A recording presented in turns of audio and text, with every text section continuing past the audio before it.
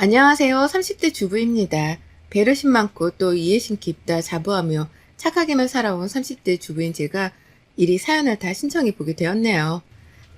착하게 살면 남한테 피해 따위는 주지 않았다고 생각해 왔으나 제 행동거지와는 상관없이 며느리를 똥으로 아는 시어머니 때문에 고민하다 신청해 보게 되었습니다.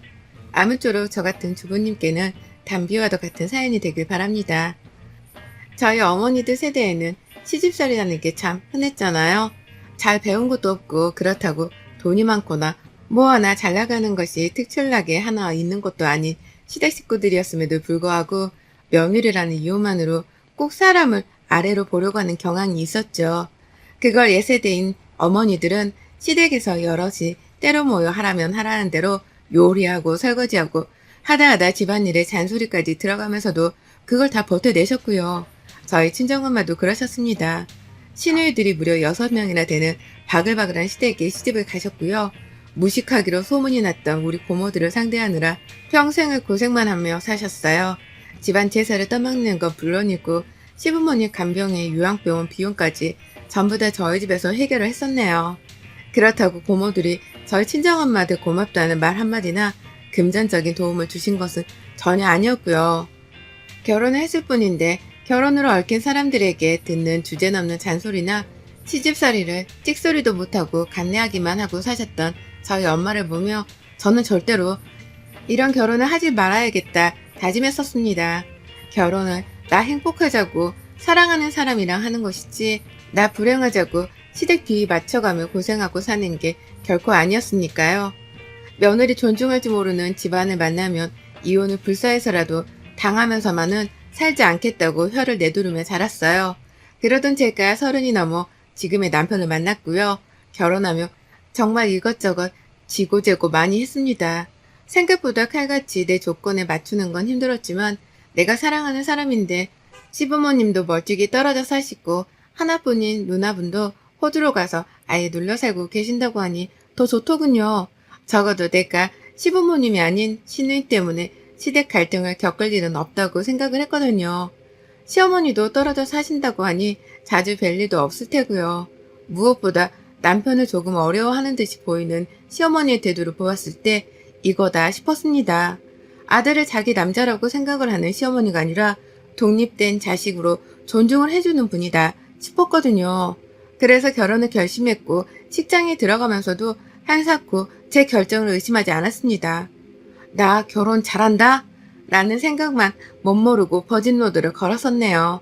그랬던 저는 지금 그 순간들을 뼈저리게 후회하는 중이고요. 저희 남편은 외벌이를 하고 있습니다. 혼자서 세후 800만원 정도를 거뜬하게 벌어오는 사람이라 진작부터 저에게 직장을 그만두라 말을 했던 사람이었어요. 자기 혼자서도 돈을 충분히 벌어올 수 있으니 집에서 편하게 살림하며 이세나 갖자고 말입니다. 처음엔 집에서 아무것도 안 하고 있기가 답답하고 싫어서 거절을 했어요. 처음 결혼하고 2년 정도까지만 하더라도 제 일이 좋아서 열심히 맞벌이를 하며 살았습니다. 그러나 개인적인 일로 회사를 더는 다니기가 버거워졌고 그때쯤에 남편과 다시 상의를 잘한 후 직장을 그만두었죠. 그때가 딱 지금보다 1년 전이었던 때였는데 시기로도 완벽했습니다.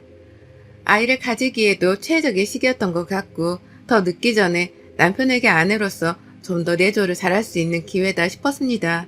하지만 아무리 옛날뿐이라 하더라도 우리 시어머니 히스테리가 좀 가관이더라고요. 제가 직장을 그만두고 가정주부가 되기로 한 날부터 참 시덥지 않은 잔소리를 시도해오며 저에게 도전장을 내미셨거든요. 어머님은 저희 집에서는 최소한 1시간 반 정도 걸리는 거리에 떨어져 살고 계십니다. 시아버지가 가지고 다니시는 차가 있긴 한데 아버님이 나이 들어 운전을 못 해먹겠다고 하며 그냥 방치를 해두고 있는 상태였고 두 분은 사실상 대중교통을 주로 이용하며 이동을 해오셨죠. 맞벌이를 하는 동안 남편도 바쁘고 저도 바쁜 걸 아셔서 그런지 먼저 집에 오겠다는 소리를 잘 하지 않는 분이셨어요. 온다고 하더라도 몇 시간 전에 집에서 출발하겠다고 예고를 하고 무턱대고 오는 바람에 제가 2번 정도 강제로 비밀번호를 가르쳐드려야 한 적이 있었고요. 출근한 바람에 집에는 문 열어줄 사람이 아무도 없었으니까요. 이런 일을 몇 번 겪고는 내 인생에 절대로 시모가 집에 쳐들어오는 일은 없다며 남편에게 중간 역할을 잘 알아 일렀습니다. 남편도 제 말을 잘 알아들은 건지 자진해서 현관 비밀번호를 바꾸고 시어머니를 한번 다그치더라고요. 일하느라 바쁜 사람이니 집안 문제로 신경 쓰이게 하지 말아달라고 말이죠. 그 말을 잘 알아들으신 줄 알았더니만 제가 일을 그만두고 나니 다시금 본색을 드러내더라고요. 며느리가 더 이상 일하느라 바쁘다고 할 수는 없는 사람이니 앞으로는 집안 문제로 신경을 쓰이게 하겠다는 식으로 다시금 존재감을 드러내셨답니다. 사사건건 제 살림살이와 주부로 살아가는 방식에 재질을 가하면서 말이죠. 시어머니가 옛날 분이기도 하니까 저도 대화가 완전히 잘 통하지 않을 거라는 것쯤은 잘 알고 있었습니다. 그래도 일단은 어른이고 내 남자의 어머님이니까 웬만하면 큰 갈등이나 오해 없이 서로 잘 지내보려 했어요. 그게 안 된다면 평생을 각오했던 만큼 시집살이가 싫다며 이혼을 해버릴 의향도 있었고요. 하지만 어머님은 제가 언제 터질지 모른다는 걸 잘 알고 계시는 것 마냥 저를 가지고서 밀당을 하더라고요. 하루는 제가 직장을 그만두고 집에서 쉬고 있으니 할 짓이 없을 것 같았다는 말과 함께 집을 찾아오셨습니다. 물론 그날은 도착하기 30분 전에 갑자기 도착 직전이라고 연락을 주셔서 제가 정신없이 집을 치우고 대기를 했었네요. 그런데 그렇게 오면서 먼 길을 무거운 짐까지 들고 찾아왔다며 힘든 티를 팍팍 내시더라고요. 어르신이 저희 부부 주겠다고 마른 김을 한가득 가져오는데 그걸 보고 도저히 아무 말을 할 수 없었습니다. 그냥 오시자마자 소파에 앉혀드리고 찬물 떠다드리고 음료에 과일에 갖가지 것들을 대접해가며 환영을 해드렸죠. 그런 식으로 어머님께서는 제가 화를 내려고 해도 절대로 화를 낼 수 없게 만드셨어요. 남편이 퇴근을 하고 저녁을 먹을 때까지 같이 먹고 놀다가 집으로 돌아가겠다고 하시는 어머님 말씀에 제가 감히 집에 좀 가시라고 쫓아낼 수도 없는 노릇이었으니까요. 여러 번 남편의 퇴근 시간보다 일찍 도착을 하셔서는 저희 집에서 저하고는 대화도 나누지 않은 채 남편만 기다리셨습니다. 그러다 한 번씩 말을 꺼내긴 하셨는데 그건 모두 다 집안 잔소리에 관한 것들이었죠. 특히 어머님은 제가 직장을 그만뒀으니 이제라도 집안일에 열을 올리며 살라는 말을 매번 강조하셨어요. 남편이 밖에서 일하고 들어왔을 때 집안 꼴을 보고 근심 걱정을 안 할 수 있도록 최선을 다해서 집안 살림을 신경 쓰라 하시더라고요. 어쩔 땐 식모가 별거냐? 집에 있으면 그게 식모인 거지. 다른 거 바라는 게 아니잖냐. 그냥 때 되면 밥 해주고 빨래하고 청소기 돌리고 네 남편한테는 손에 물 한 방울 묻히지 않게 옆에서 내주 살아라고 라고도 말씀을 하셨답니다. 한마디로 직장을 그만둔 이상 그리고 주부가 된 이상 식모로 사는 게 마땅하다는 어머님의 헛소리셨죠. 지금이 무슨 조선시대인 줄 아는지 그런 말을 눈 하나 깜빡하지 않으며 하는데 정말 뻔뻔함에 두 번 놀랐습니다. 그 말을 하며 집도 찬찬히 훑고 그 말을 하며 냉장고도 열어보고 그 말을 하며 심지어 안방 옷장까지 뒤지는데 억울해 말도 안 나왔어요. 그 말씀을 하면서 세상 나이 들어 힘들다는 식으로 무릎도 아파하고 목소리를 걸걸대며 방문을 손으로 짚어잡는데 나이 드신 분한테 뭐라 말도 못하겠고 혼자 화를 삭히느라 혼났네요. 남편도 시어머니 행색이 전보다 더 들어 보인다 싶었던지 또 집에 와 있는 시어머니를 보고 잠시 떨떠름해 하더니 이내 시어머니 거동하시는 걸 보며 밥 먹고 가 라고 진짜 시어머니를 붙잡았고요. 가뜩이나 남편이랑 밥까지 먹고 가겠다고 하는 시어머니 때문에 제가 평소보다 더 신경을 써서 밥을 차려드리고 부엌에서 시간 가는 줄 모르고 지냈는데요. 남편까지 시어머니를 붙잡으니 저는 저대로 그 조그만 부엌 안에서 혼자 속을 애태웠죠. 도대체 어머님은 언제 갈 것이며 나는 어머니께 또 무슨 새로운 반찬을 만들어드려야 할까 싶어 말입니다. 그렇게 시댁 식구들 때문에 내 결혼 생활이 불행해지는 걸 막고자 한 저였는데 예상치 못한 시어머니의 밀당에 저는 입을 꼭 다문 채 친정 엄마처럼 참고서 집안일이나 해야 하는 처지가 되어버렸답니다. 그러던 중 한 방을 먹어버렸죠. 나이든 티를 내시며 연약하게 고시던 어머님이시라 무슨 말을 못하고 있었더니만 그런 저에게 도를 넘는 소리를 또 하신 겁니다. 남편을 어려워하시는 분인 줄 알았는데 제가 자꾸만 가만히 당하고 있으니 만만해 보이셨던지 어려운 남편을 놔두고서는 또 저 하나를 잡아보겠다며 잔소리를 퍼부으셨죠. 그것은 바로 잔반 때문이었습니다. 평소처럼 셋이서 밥을 먹고 있었어요. 저는 남편이 퇴근하기 전부터 또 집에 오셨던 시어머니한테서 집안일을 가지고 한 소리를 듣고 있었기 때문에 기분이 이미 별로인 상태였죠. 어머님은 그날 서울에 있는 병원에 가야 했다면서 저를 오전부터 일찍 병원 버스 정류장 앞으로 마중을 나오게 하셨고, 그래서 제가 어머님을 모시고 정류장에 갔다가 병원을 갔다가 또 모시고 오며 이것저것 바빠서 난리였어요. 저는 편하게 사는 줄 알고 주부가 되었는데 이건 뭐 주부가 되었다는 이유로 가만 놔두질 않으려 하는 시어머니 때문에 직장 다닐 때보다 스트레스를 더 받고 살더라고요. 제가 친자식도 아닌데 어머님은 우리 친정 엄마보다 더 자주 보고 살고 잔소리를 듣는 것도 모자라 남편을 대신해서 병원까지 바래다 드려야 하다니 어디까지가 효도이고 호구인지 그 경계선이 너무 애매모호해졌답니다. 이렇게 살고 싶지 않았는데도 불구하고 시어머니한테 꽉 잡혀 사는 제 꼴이 너무 우스워서 스스로 한탄스러운 순간들도 많았었네요. 그런 저를 보며 어머님은 그저 저를 집에서 놀고 먹게만 하지 않겠다는 듯 더욱 굳건하게 잔소리를 퍼붓고 마주해가며 제 시간을 앗아가셨고요. 그러다 집에 와 밥을 먹었습니다. 병원 가려고 온 김에 저희 집을 가자면서 또 함께 남편을 마주하겠다고 저희 집으로 가시더라고요. 그래서 같이 집에 와서 저는 급하게 밥을 차렸고 제대로 된 대화도 길게 나누지 못하고 있다가 남편이 왔습니다. 그렇게 식사 시간이 시작되었죠. 남편은 시어머니 걱정이 되는지 시어머니 눈치도 보다가 어머님 옆에서 꼼짝없이 고생했을 제 걱정도 되는지 제 눈치를 보며 아주 혼자 여기저기 기분을 살펴본다고 난리였습니다. 그러다 저는 하루 종일 긴장하고 있느라 너무 힘들어서 그런지 배가 너무 고파서 밥을 다 먹었습니다. 옆에 있던 남편은 입맛이 없는 건지 밥을 깨작깨작 먹더니 밥도 일부 남기고 앞에 놓여진 반찬 그릇 위에 반찬들도 일부 남겼죠. 반찬을 밥그릇 위에 얹어서 비벼 먹느라고 남편의 밥그릇은 꽤나 지저분한 상태였습니다. 다만 남편은 매번 그렇게 밥을 먹어왔었는지라 저나 저희 어머님께는 그게 새삼 새로운 것도 아니었죠.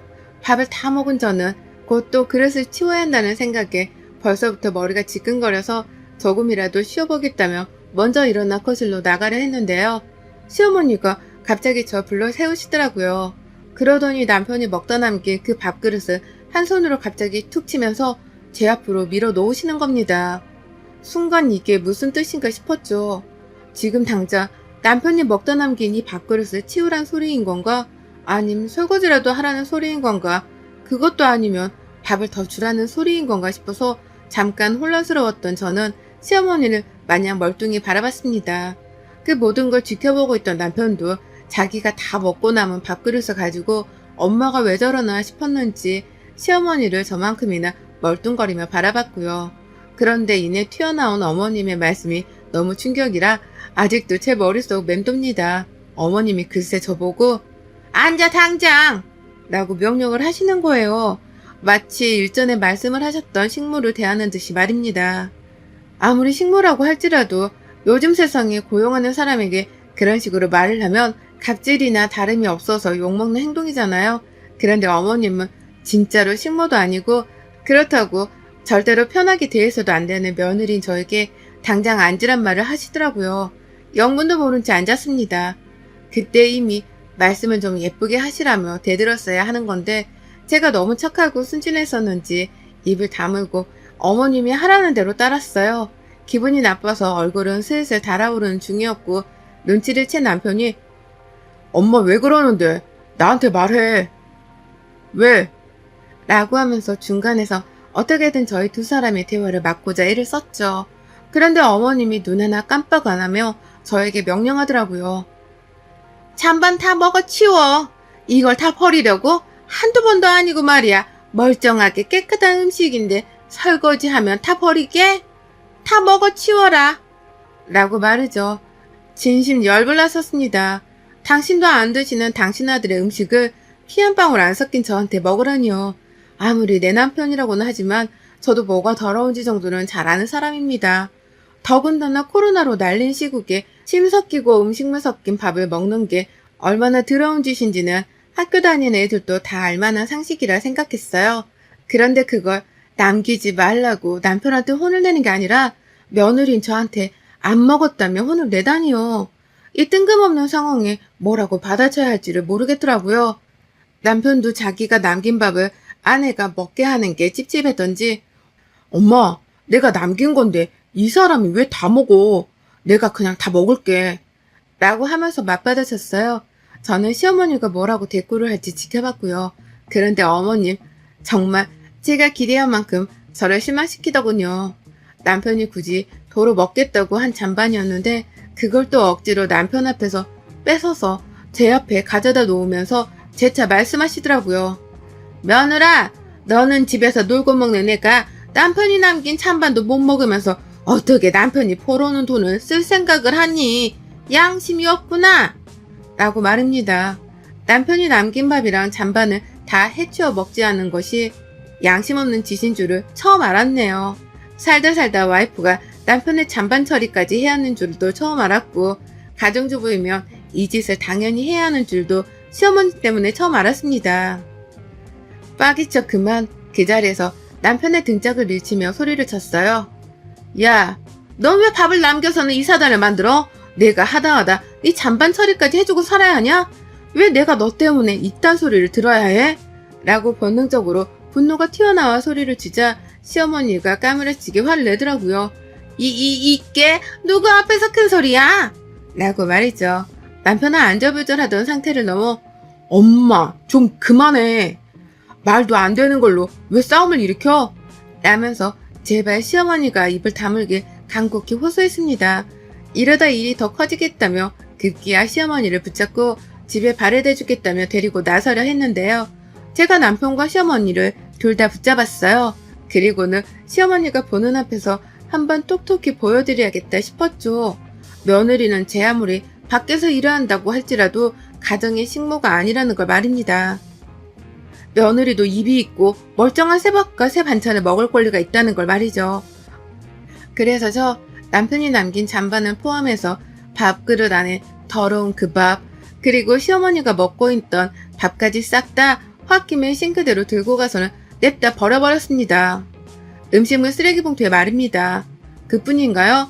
음식 아까운 줄을 알고 며느리 아까운 줄을 모르는 시어머니가 뼈저리게 깨닫기 바라며 잠깐의 틈도 없이 냉장고 문을 열었습니다.